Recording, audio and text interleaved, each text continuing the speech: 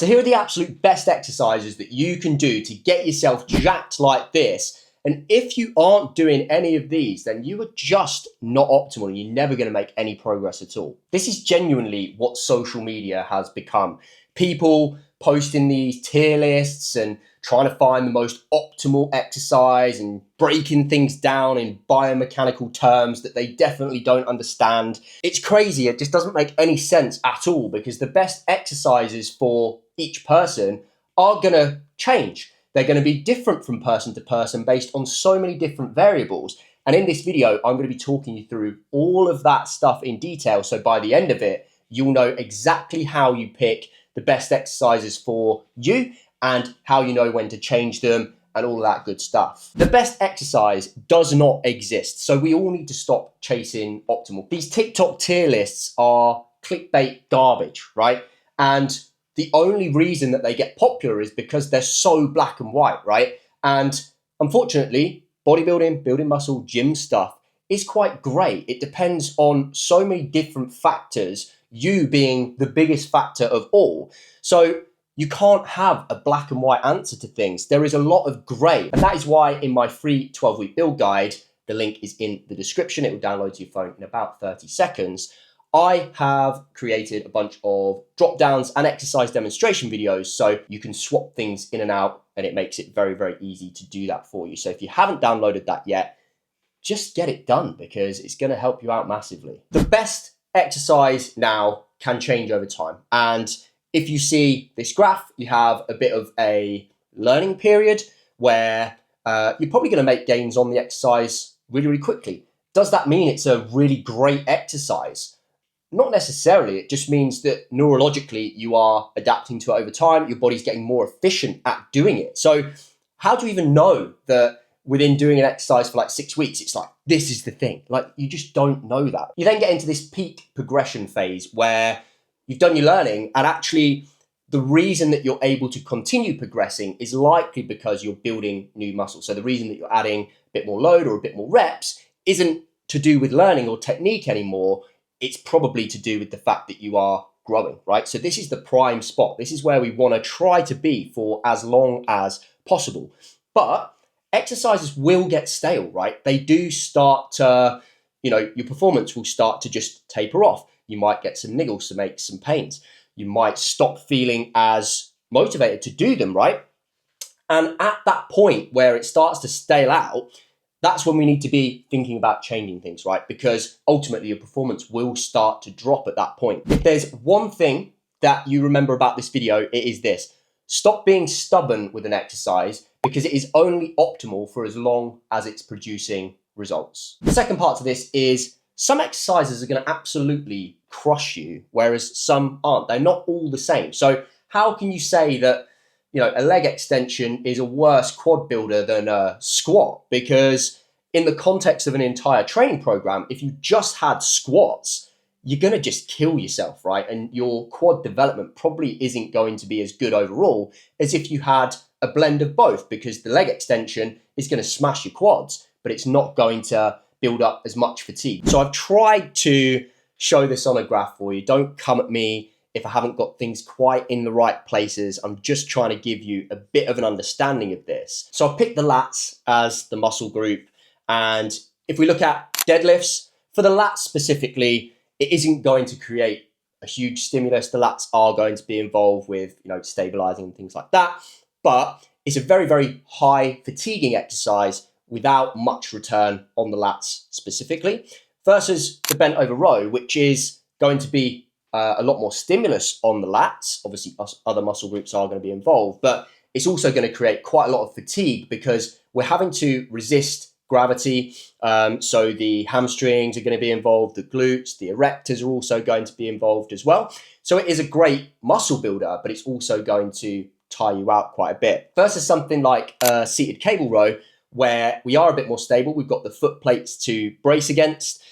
There is going to be a very high stimulus on the lats. That is going to be lower fatigue than a bent over barbell row because of not having to resist the weight, and the hamstrings and the glutes and the erectors not having to be involved quite as much. Then we have the lat pullover, which again, the stimulus itself might be very similar. You know, it's difficult to quantify these things, but in terms of fatigue, it's probably the lowest fatigue because you're not having to use as much weight.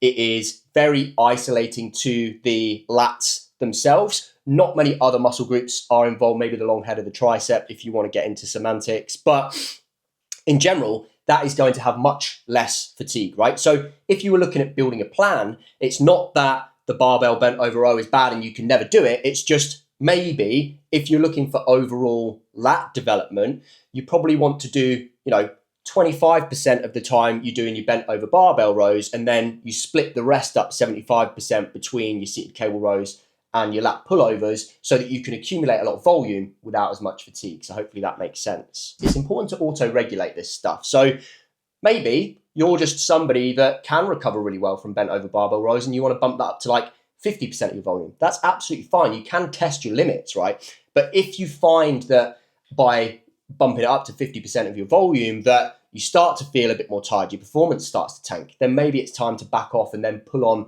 one of the other levers, the cable row or the lat pullover a little bit more. And if you've been watching along in this muscle mastery series, you've probably heard me talking about stimulus versus fatigue in another video. So make sure you go and watch that and subscribe as well, because I talk through a lot of this stuff in detail to just help you to build out your own perfect program so that we're cutting through a lot of this TikTok nonsense and just making it hopefully a bit more simple for you to do. So hit that subscribe. Now, your exercise order is also something that matters probably more than you think it does.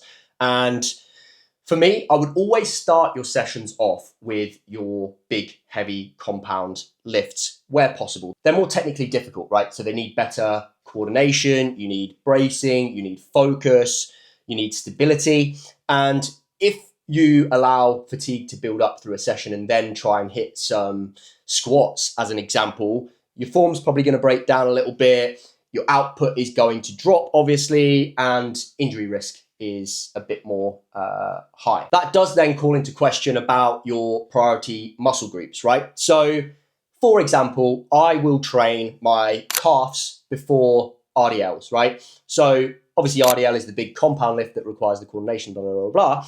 But calves probably aren't going to impact that too much. Calves are also something that often get left till the end. People don't give them the focus and the attention that they need, and that's why they don't grow. In general, you want to put those big lifts as high up as possible. And if you are going to put anything like a weak point earlier than that, you just need to be aware that potentially there could be an impact. And if you're okay to make that trade-off, then that's absolutely fine. So if you think about it, when you first get to the gym, your battery is on 100%, right? And exercise one, that is going to be where your best performance is. You're going to be feeling fresh, strong, your output's going to be high. That is going to give you the best stimulus, right? So on my push day, I always start push days with biceps because biceps are a very weak area for me.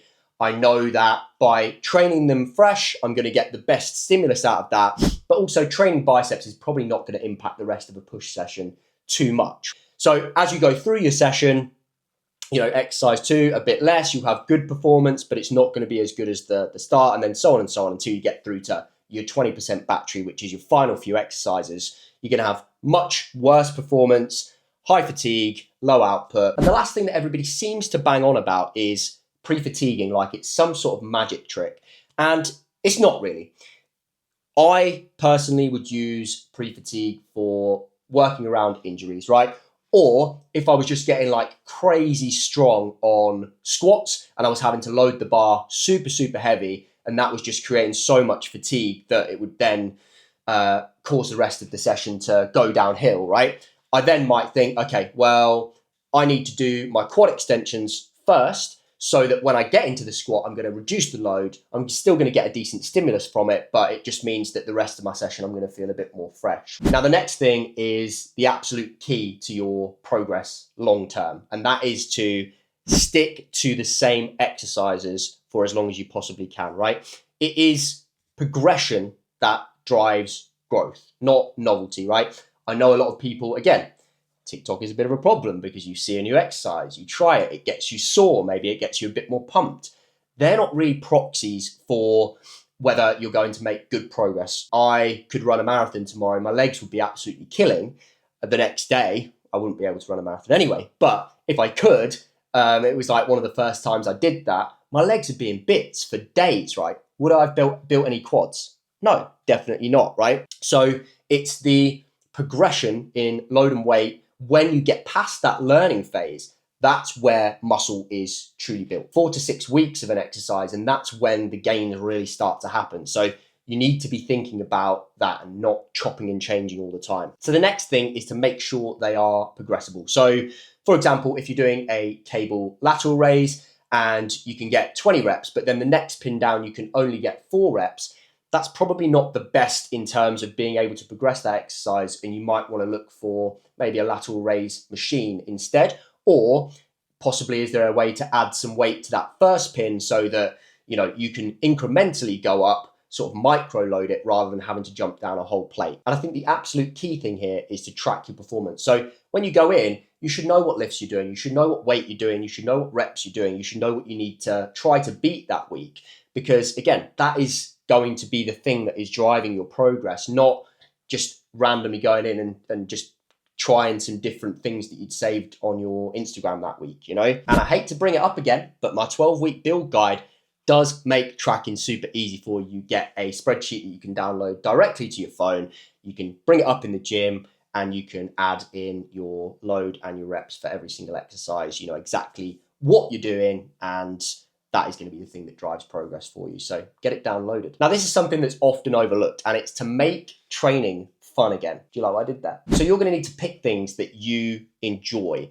If you hate squatting and you're going in every single week and you're not motivated by it, you're dreading it, you can't be bothered when you turn up, that's going to equal low effort, low output, and not very good results, right? Versus if you really love doing the leg press, I don't know why you would, because the leg press is torture, but if you love doing the leg press, do more leg press, because if you love it, your effort's going to be higher, your output's going to be better, and your stimulus is going to be more. You're going to grow better from doing that, right? Don't try and force an exercise just because some kid on TikTok has told you that it's optimal, you know? Remember back to the graph at the start. If it started to get stale, you're not as motivated by it anymore, and blah, blah, blah, blah, blah, blah, then swap it out for something else. And here is also a little bit of a thing, just playing around with different rep ranges and tempos and things like that. Certain exercises feel great in certain rep ranges, but they don't feel great in others. So I think about, you know, the thought of doing a high rep set of RDLs. That really puts me off, right? So I program my RDLs in the 7 to 10 rep range, just because that feels like an appropriate amount of time to be training that movement where I can really lock in, I can focus. Whereas if I tried to do lateral raises in the 7 to 10 rep range, they probably wouldn't feel so good. So I train a lot of my lateral raise movements in that sort of higher sort of 15 to 20 rep range, because to me, that's how it feels good. To you, you might actually like the 7 to 10 rep range for lateral raises, and that's absolutely fine. But what you should do is just spend some time, maybe 2 to 4 weeks, just playing around with different rep ranges, tempos. You know, you can be a bit slower, you can include pauses, stuff like this. Find out which exercises suit which rep ranges for you and just make a note of it. And then you've just got more to play with in terms of building out your ideal plan. So I feel like I've been talking a lot and I haven't really got to the point about how you're going to choose the ideal exercises for you. So I'm going to summarize it here. Firstly, it needs to provide a good stimulus versus fatigue, right? So if we think about your quad training as a whole, if you're needing 12 sets of quads for the week, then maybe only 4 of those are going to be from the barbell squat, 4 are going to be from a leg extension, and 4 maybe from a leg press, right? And the next thing is stable and progressible. So actually, I do a lot of my movements on machines, and that is just because I find them smoother, easier to use, and from the research, there are equal strength and hypertrophy gains from machines than there are free weights, right? So that doesn't mean that you can't do free weight exercises, but the more stable an exercise, generally, the more you're going to be able to focus on the target muscle and the better it's going to be overall for your gains over time, right? And make sure it's progressible, right? So if going up from one weight increment to the next is going to mean a massive drop in your reps, then that's probably not a great idea. And maybe you could pick a different machine. Maybe you could find a way to, micro load it. So what I do sometimes when I've got a pin in a machine, I'll just put like a small 0.5 weight disc on that pin, and it just allows a little bit more load. Maybe I lose a couple of reps, and then it gives me a bit more runway for progression before I have to make that big jump to the next pin. Or maybe there's other ways that you can make it a bit more challenging. So when we're talking about tempos and pauses and stuff like that, you could implement a bit of that. Rather than having to go up load, you just slow things down a bit. You include a pause and so on and so forth. And the exercises have to suit your structure, and you've got to enjoy them, right? So, people, again, I keep coming back to the squat, but people with really long femurs and they have to lean really far forwards to do their squats, sometimes they just don't really enjoy it because it feels really awkward and horrible. So for somebody like that, I'd just be like, well, just try something else. See whether that works better for you and your structure and your leverages, right? Just making sure that I'm coming into the gym, enjoying my training makes a massive, massive difference. The goal isn't to find the best exercise ever made. It's to find the exercises that suit you and your lifestyle and your training right now. If you like this video, make sure you subscribe. In the next one, I'm going to be talking about how you go about maximizing your progress. So you definitely don't want to miss out on that one. And if you want to send me over your programs with all the stuff you've been learning from this series, just drop me a DM on Instagram. I'm a pretty approachable guy, and I'm more than happy to give you feedback on exercise selection, ordering, any of that stuff. Thank you very much for watching.